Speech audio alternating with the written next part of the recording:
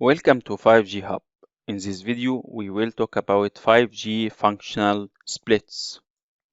Let's start by motivation. Mobile network operators continue to face higher data usage rate by subscribers. In order to address this, mobile network operators need to spend a lot on new equipment and services, which increases the capex and opex. This has reduced profitability and forced mobile network operator to find new ways of expanding the capacity of their network, while on the other extreme, mobile network operator face the challenge of providing acceptable services while meeting their financial targets, considering low average revenue per user or ARPU. This paradigm requires new and dynamic architecture for future mobile networks and 5G. So, the future evolution of RAN will be toward dynamic functional splits. RAN function splits. The functionality of the RAN will be distributed between DUs and CUs as it's defined in 5G. CU is centralized unit and the DU distributed unit.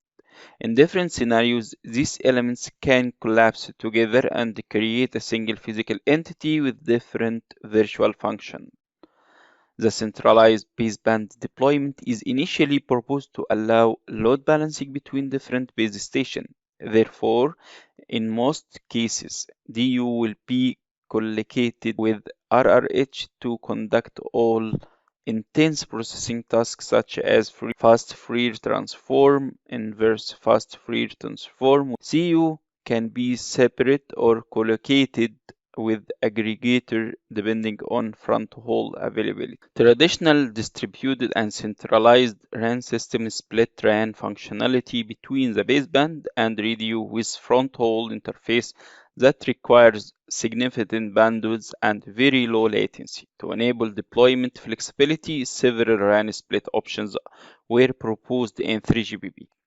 The RAN function split allows RAN functionality to be divided into centralized and distributed locations with a varying set of capabilities and requirements between CU, DU, and RU. Let's now discuss about the option. Option 1 or RRC BDCP split. In this split option, RRC in the central unit while BDCP, RLC, MAC physical layer, and RF are equipped in the distributed unit. Thus, the entire user plane is in the distributed unit. Option 2. 3GPP has standardized the RAN split option 2 with RRC and BDCP functions hosted in the CU while the rest of the RAN functions remain within the DU and stay at the cell site. Most of the RLC located in the CU all ARC-related functionality and real-time functionality like aggregation located in the RU in the option 3. Option 4 or RLC MAC split. In this split option, RRC, BDCP, and RLC are in the centralized unit, MAC physical layer, and RF are in the distributed unit.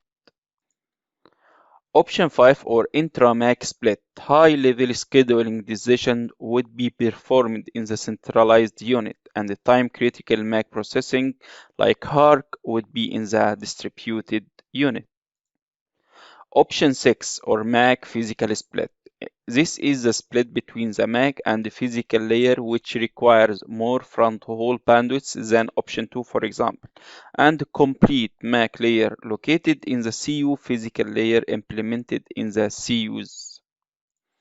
Option 7 intra-physical split. The split 7 or low physical high physical split front haul solution provides compression capabilities in the front haul while virtualizing layer 2 and parts of layer 1 in DU.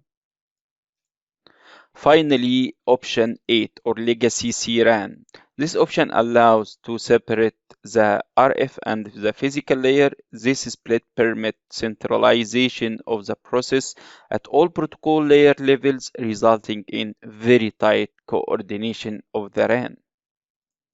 So let's discuss about what are the benefits of RAN split architecture. Some of the benefits of architecture with the deployment flexibility to split and move new radio function between central and distributed unit are as below.